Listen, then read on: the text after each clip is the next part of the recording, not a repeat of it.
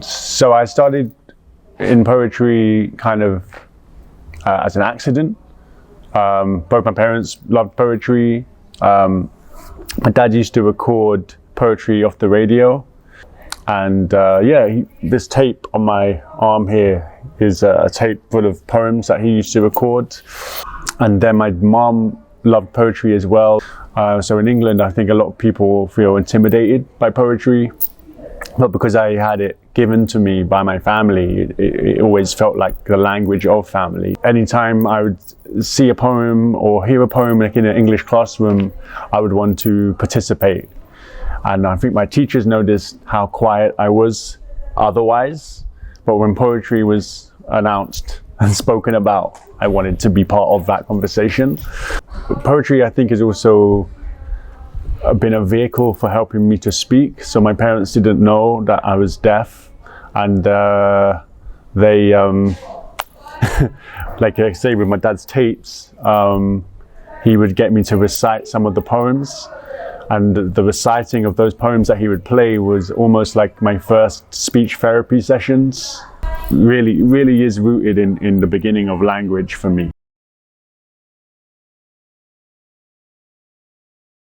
Something that led to a catalyst of many opportunities was winning my first slam in 2010.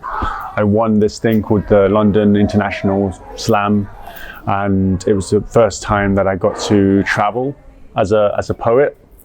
So that was kind of the prize. You got to go to France and Italy, and then eventually I went to the States. I went to Chicago. So I knew that whatever I was going to do with my life, it had to involve travel. And so when I discovered that you can travel as a poet, I never looked back from that. So even though I was doing a lot of kind of day jobs throughout that, and then at night I'd be going to open mics and poetry slams and this kind of thing.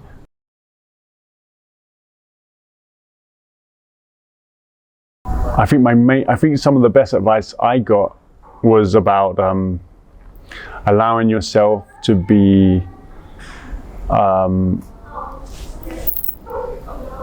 infused and sparked by the work that really does excite you. I don't feel like you have to just stick to a kind of reading list or a curriculum, although that does have something to offer, but to be guided by your enthusiasm for work, poetry, literature to meet you where you are at, and then see where that takes you, I think is important. So yeah, like, you know, you can be flexible with your taste and with your ambition as a reader and as a poet, as a writer. So there's just so much out there. So just be open and be guided by what moves you.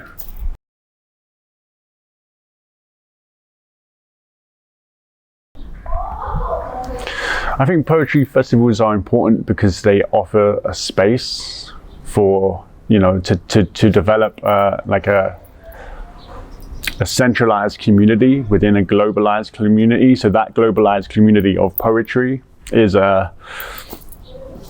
one that can be quite disconnected, but to have festivals where they can meet. So even for me today, I had breakfast with a poet from South Korea. I had lunch with a poet from Croatia. And then I sat in a bar last night with a poet from Austria. All of their work new to me, their language new to me, and that is a kind of nourishing, a kind of deepening of poetry, and also the network of poetry for me personally.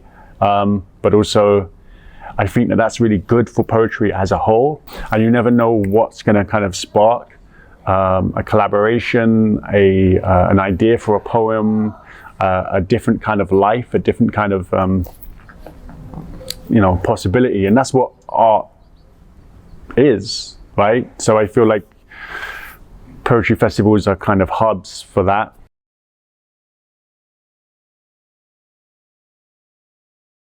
I feel like, again, it's kind of like a virtual festival. it's kind of having a virtual presence,